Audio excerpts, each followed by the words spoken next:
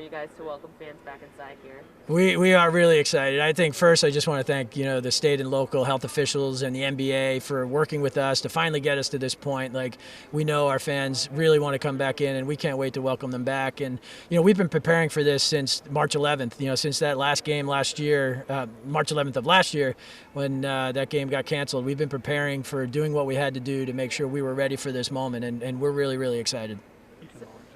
Lower. Okay.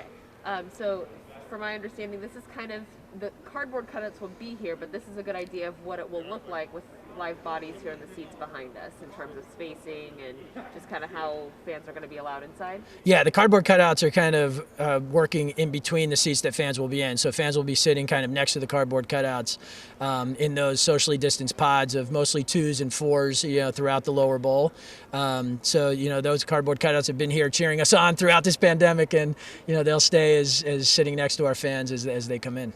And in terms of access to, I guess, like the Sierra Nevada Lounge, anything like that, just for fans who have typically come here, how will that experience be different this time in terms of spaces that are available and how they can get inside? So the bridge level won't be available. It'll just be the lower level concourse that will be available. We still have some great food and beverage options that will be available for our fans. It's going to be a little different because there's, based on the health and safety guidelines that the state and local officials have, there's no eating in your seats.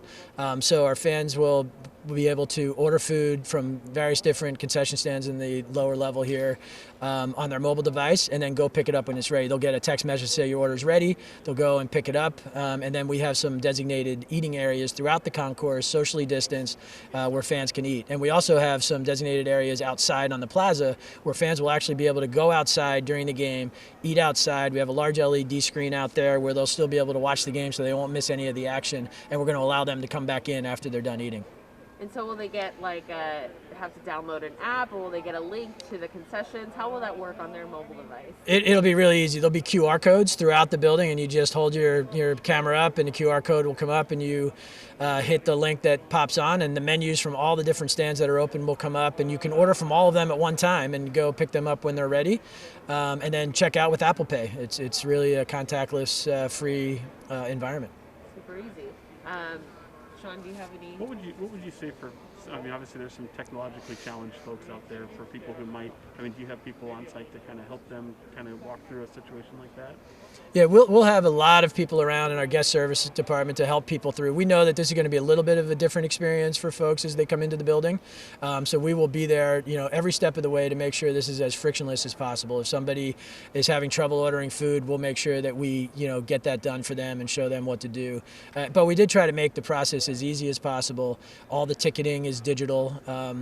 Coming into the game, so there's no hard paper tickets. It'll all be on your phone and digitally done. And if there are some problems, we will certainly be there to help. And obviously, you guys are, much like a lot of teams right now are in venues are requiring full vaccination proof or negative test proof. How has that gone, and what's been the feedback you've heard from your fan base? Yeah, so our fans have really shown some great excitement to get back into the building. We've had a pre-sale with our season ticket holders over the last couple days, and they've been extremely excited to be able to come back in and buy tickets. And we go on sale to the general public today at 10 o'clock, where everybody will be able to go in and buy the tickets. And the demand has been great. The proof of vaccine and proof of testing is something that is required under the state and local health guidelines. So that will be. But fans will just have to come and either they can show a picture of their vaccine card if they don't want to be carrying their card around, or an email of a negative test result within 72 hours. And then also, to try to make it easy on fans, if they haven't been able to go out and get a test prior to the game day, we've partnered with a partner in West Sacramento to offer testing day of games for our fans with proof of a ticket, and they'll get a discounted test that they'll get right there, so they can quickly get a test and come to the game if they haven't had a chance to do that. That's awesome. And then you guys, it's been a challenge for everybody. For you guys, you talked about this a lot, so much planning that goes into this. What kind of challenge? Can you speak to just the challenge it's been on the organization not having people here?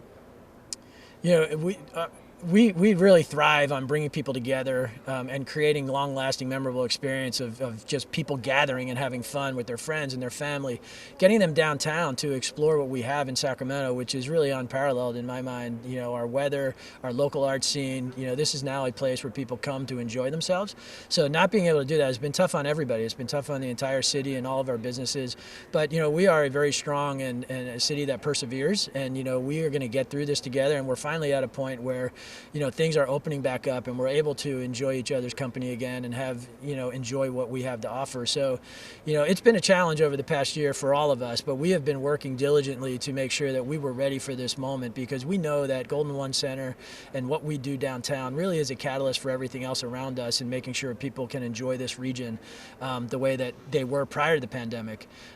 So all that preparation, you know, we're excited that we did it because now we're ready. And my final question, just selfishly, I know I'm a concert junkie coming here. How much is this? I know you guys aren't selling tickets yet for May's basketball games, let alone some of the concerts, even though there's concerts scheduled beyond that. But how much is this kind of a dry run for some of those events coming up in the future for you guys? You know, we're just looking forward to having all kinds of events. It's Golden One Center. We're one of the top buildings in the world when it comes to entertainment, and having Kings games as a starting point is a great thing, and it's what our fans are really dying for. And then after that, you know, we're excited to have all kinds of concerts and different types of entertainment, PBR, monster trucks, you know, back to every different kind of genre of music that you could think of. You know, we are excited to get back to that, and can't wait for all of our health and safety protocols to allow us to do that, you know, at the largest capacity. And then just one more for me. No bags, correct? Or it's a kind of a wallet clutch size that will be allowed just for people who might not be prepared for that change.